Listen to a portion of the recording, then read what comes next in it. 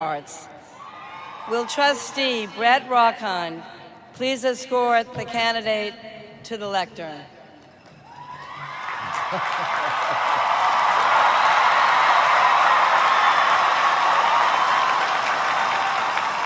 Taylor Swift, blazing singer-songwriter, producer, director, actress, pioneering and influential advocate for artists' rights, and philanthropist. You have brought joy and resolve to your hundreds of millions of fans throughout the world. One of the best-selling music artists in history, you have crossed genres, demographics, age groups, and borders of all kinds to touch lives around the globe. With 9 original studio albums, 2 re-recorded studio albums,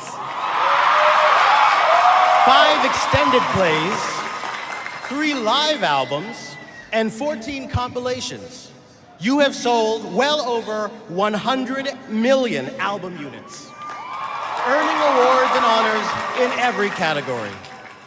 You have used the remarkable platform you earned to galvanize support for the Equality Act, to prevent discrimination on the basis of sexual orientation and gender identity. And you have spoken out, and you have supported initiatives to protect women and girls from harassment and sexual assault. You have donated significantly to victims of floods and tornadoes, for cancer research, literacy programs for children, and public education. You have fearlessly challenged the exploitation of music artists and successfully championed their right to be compensated for their work.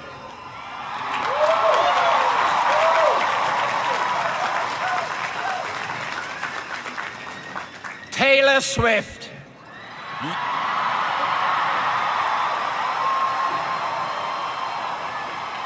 You are a role model across the world for your unprecedented talent and accomplishment, your fierce advocacy for protection of those facing discrimination, and your commitment to speaking out forcefully, eloquently, and effectively on behalf of all artists. By virtue of the authority vested in me, I am pleased to confer upon you the degree of Doctor of Fine Arts, honoris causa.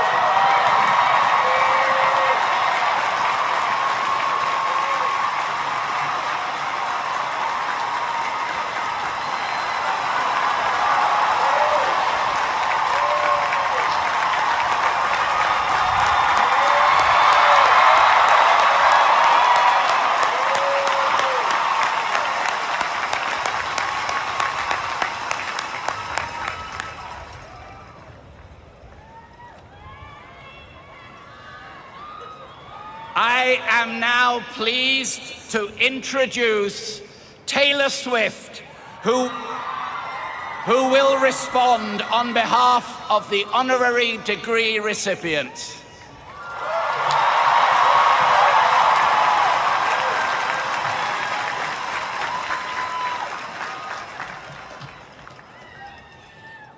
Hi, I'm Taylor.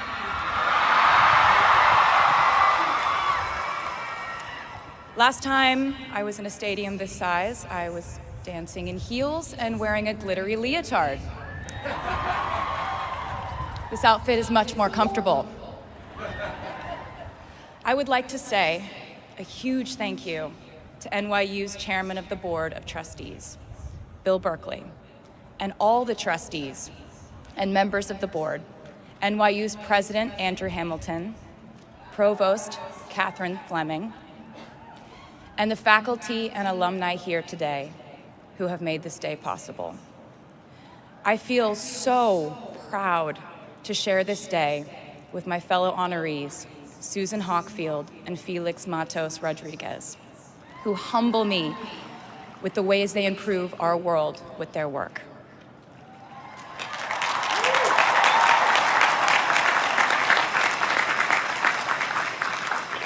As for me, I'm 90% sure the main reason I'm here is because I have a song called 22.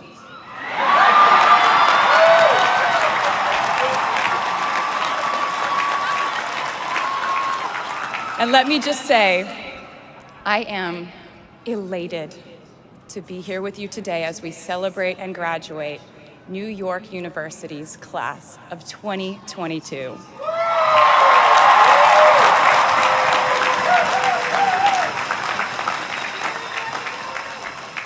Not a single one of us here today has done it alone. We are each a patchwork quilt of those who have loved us, those who have believed in our futures, those who showed us empathy and kindness, or told us the truth, even when it wasn't easy to hear. Those who told us we could do it when there was absolutely no proof of that. Someone read stories to you and taught you to dream and offered up some moral code of right and wrong for you to try and live by. Someone tried their best to explain every concept in this insanely complex world to the child that was you as you asked a bazillion questions like, how does the moon work? And why can we eat salad but not grass? And maybe they didn't do it perfectly. No one ever can. Maybe they aren't with us anymore. In that case, I hope you'll remember them today. If they are in this stadium, I hope you'll find your own way to express your gratitude for all the steps and missteps that have led us to this common destination.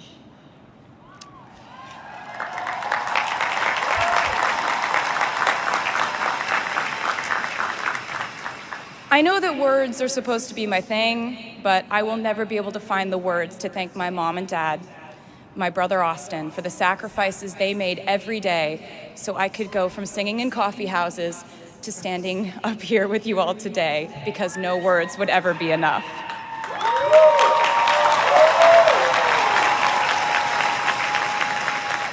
To all the incredible parents, family members, mentors, teachers, allies, friends, and loved ones here today who have supported these students in their pursuit of educational enrichment, let me say to you now, welcome to New York.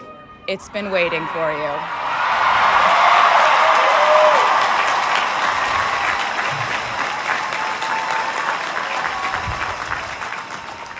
I'd like to thank NYU for making me, technically, on paper at least, a doctor.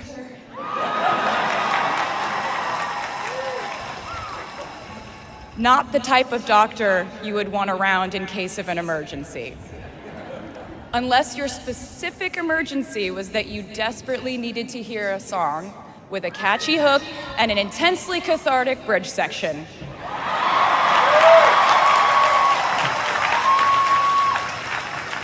Or if your emergency was that you needed a person who can name over 50 breeds of cats in 1 minute. I never got to have a normal college experience, per se. I went to public high school until 10th grade, and then finished my education doing homeschool work on the floors of airport terminals.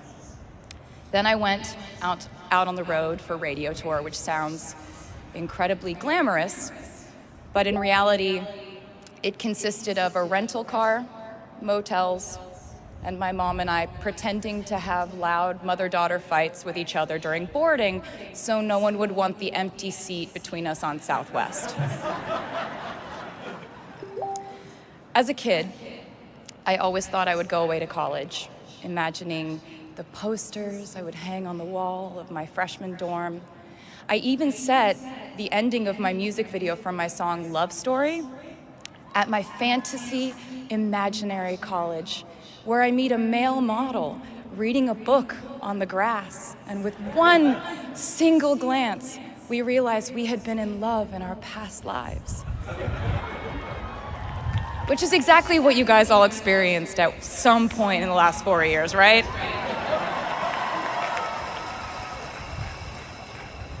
But I really can't complain about not having a normal college experience to you, because you went to NYU during a global pandemic, being essentially locked into your dorms and having to do classes over Zoom.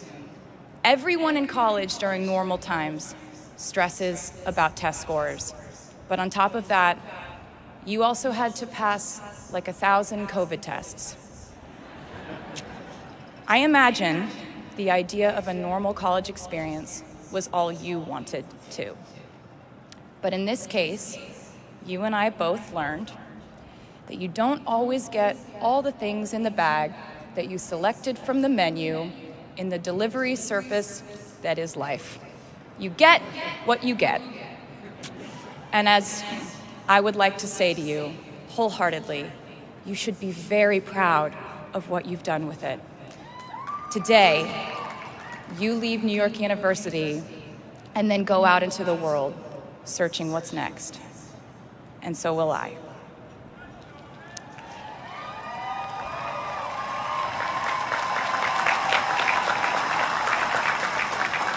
So as a rule, I try not to give anyone unsolicited advice unless they ask for it.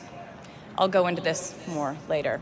I guess I have been officially solicited in this situation to impart whatever wisdom I might have to tell you things that have helped me so far in my life. Please bear in mind that I in no way feel qualified to tell you what to do. You've worked and struggled and sacrificed and studied and dreamed your way here today. And so you know what you're doing. You'll do things differently than I did them, and for different reasons. So I won't tell you what to do, because no one likes that. I will, however, give you some life hacks I wish I knew when I was starting out my dreams of a career and navigating life, love, pressure, choices, shame, hope, and friendship. The first of which is, life can be heavy, especially if you try to carry it all at once. Part of growing up and moving into new chapters of your life is about catch and release. What I mean by that is knowing what things to keep and what things to release. You can't carry all things, all grudges, all updates on your ex, all enviable promotions your school bully got at the hedge fund his uncle started. Decide what is yours to hold and let the rest go. Oftentimes, the good things in your life are lighter anyway, so there's more room for them. One toxic relationship can outweigh so many wonderful, simple joys. You get to pick what your life has time and room for. Be discerning. Secondly, learn to live alongside cringe. No matter how hard you try to avoid being cringe, you will look back on your life and cringe retrospectively.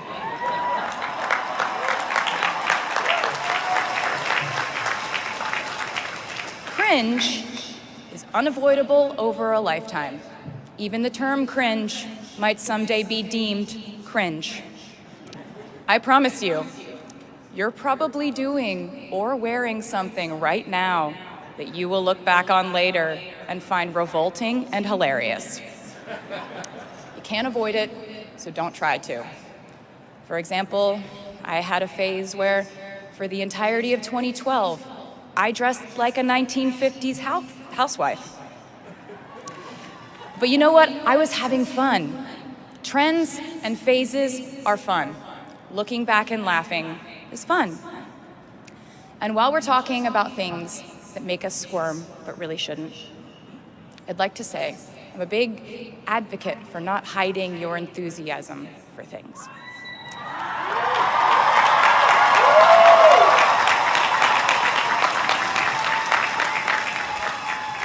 It's seems to me that there is a false stigma around eagerness in our culture of unbothered ambivalence.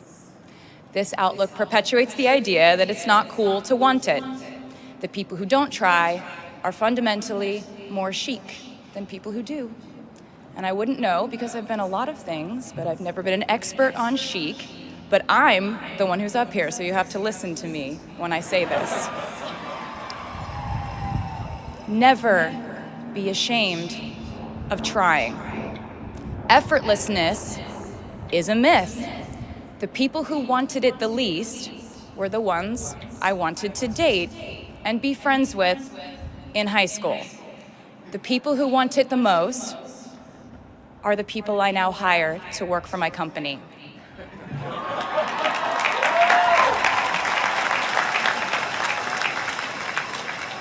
I started writing songs when I was 12, and since then, it's been the compass guiding my life, and in turn, my life guided my writing. Everything I do is just an extension of my writing, whether it's directing videos or a short film, creating the visuals for a tour, or standing on a stage performing. Everything is connected by my love of the craft, the thrill of working through ideas and narrowing them down and polishing it all up in the end, editing, waking up in the middle of the night, throwing out the old idea because you just thought of a newer, better one, or a plot device that ties the whole thing together. There's a reason they call it a hook. Sometimes a string of words just ensnares me, and I can't focus on anything until it's been recorded or written down. As a songwriter, I've never been able to sit still or stay in one creative place for too long. I've made and released 11 albums, and in the process, I've switched genre from country to pop to alternative to folk. And this might sound like a very songwriter-centric line of discussion, but in a way, I really do think we are all writers. And most of us write in a different voice for different situations. You write differently in your Instagram stories than you do your senior thesis. You send a different type of email to your boss than you do your best friend from home. We are all literary chameleons, and I think it's fascinating. It's just a continuation of the idea that we are so many things all the time. And I know it can be really overwhelming figuring out who to be and when, who you are now, and how to act in order to get where you want to go. I have some good news. It's totally up to you. I have some terrifying news. It's totally up to you. I said to you earlier that I don't ever offer advice unless someone asks me for it, and now I'll tell you why. As a person who started my very public career at the age of 15, it came with a price. And that price was years of unsolicited advice. Being the youngest person in every room for over a decade meant that I was constantly being issued warnings from older members of the music industry, media, interviewers, executives, and this advice often presented itself as thinly veiled warnings. See, I was a teenager at a time when our society was absolutely obsessed with the idea of having perfect young female role models. It felt like every interview I did included slight barbs by the interviewer about me one day running off the rails. And that meant a different thing to every person who said it to me.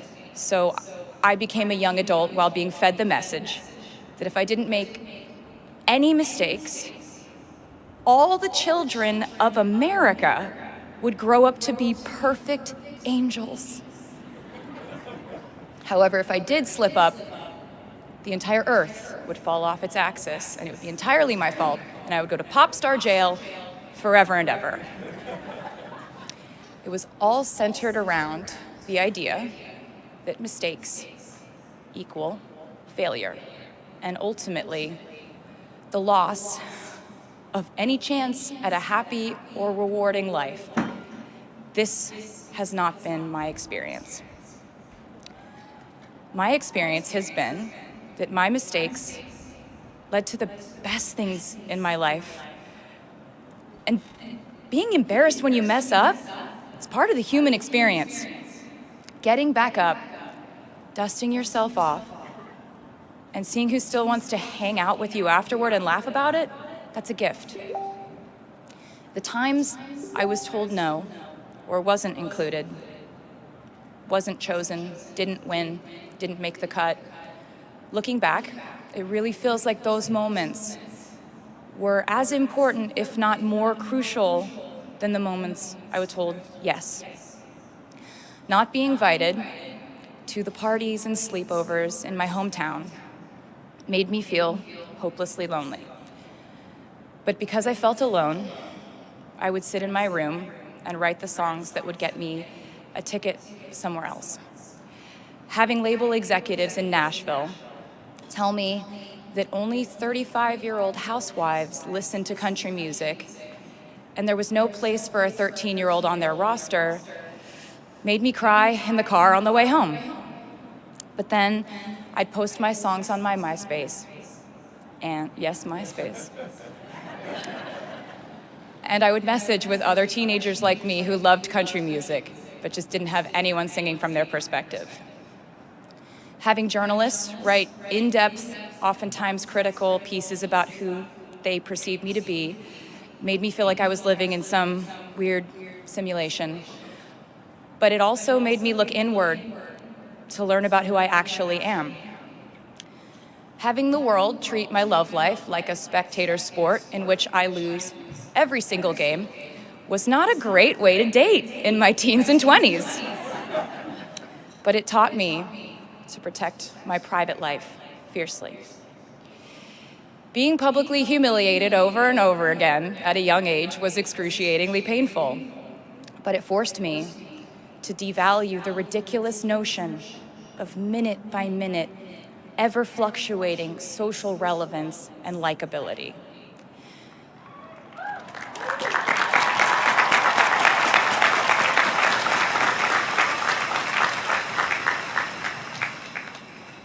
Getting canceled on the internet and nearly losing my career gave me an excellent knowledge of all the types of wine.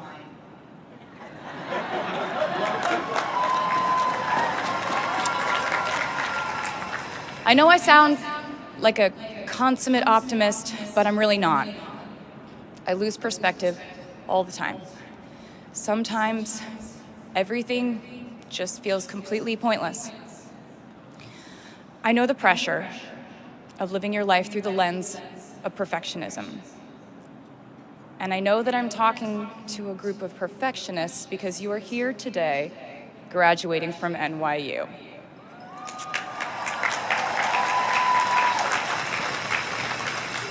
So this might be hard for you to hear. In your life, you will inevitably misspeak, trust the wrong person, underreact, overreact, hurt the people who didn't deserve it, overthink, not think at all, self-sabotage, create a reality where only your experience exists, ruin perfectly good moments for yourself and others, deny any wrongdoing, not take the steps to make it right, feel very guilty, let the guilt eat at you, hit rock bottom, finally address the pain you caused, try to do better next time, rinse, repeat.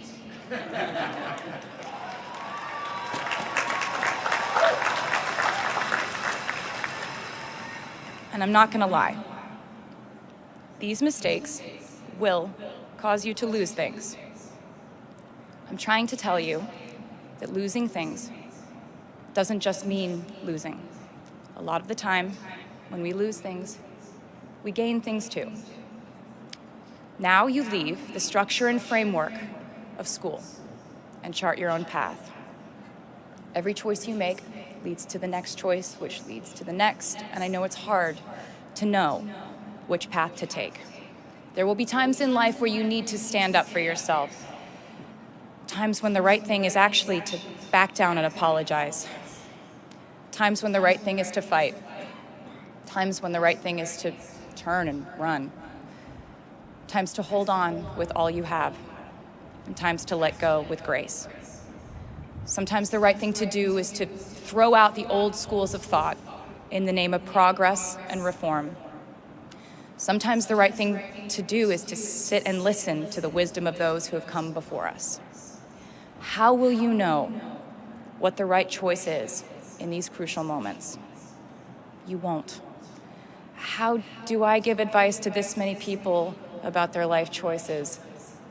I won't. The scary news is you're on your own now. But the cool news is you're on your own now.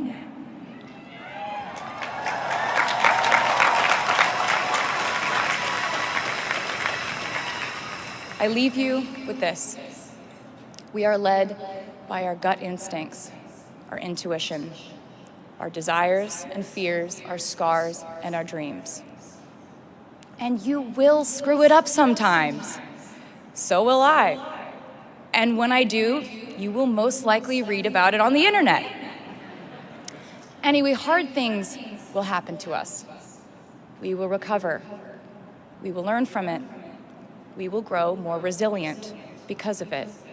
And as long as we are fortunate enough to be breathing, we will breathe in, breathe through, breathe deep, and breathe out. And I am a doctor now, so I know how breathing works. I hope you know how proud I am to share this day with you. We're doing this together, so let's just keep dancing like we're the class of 22.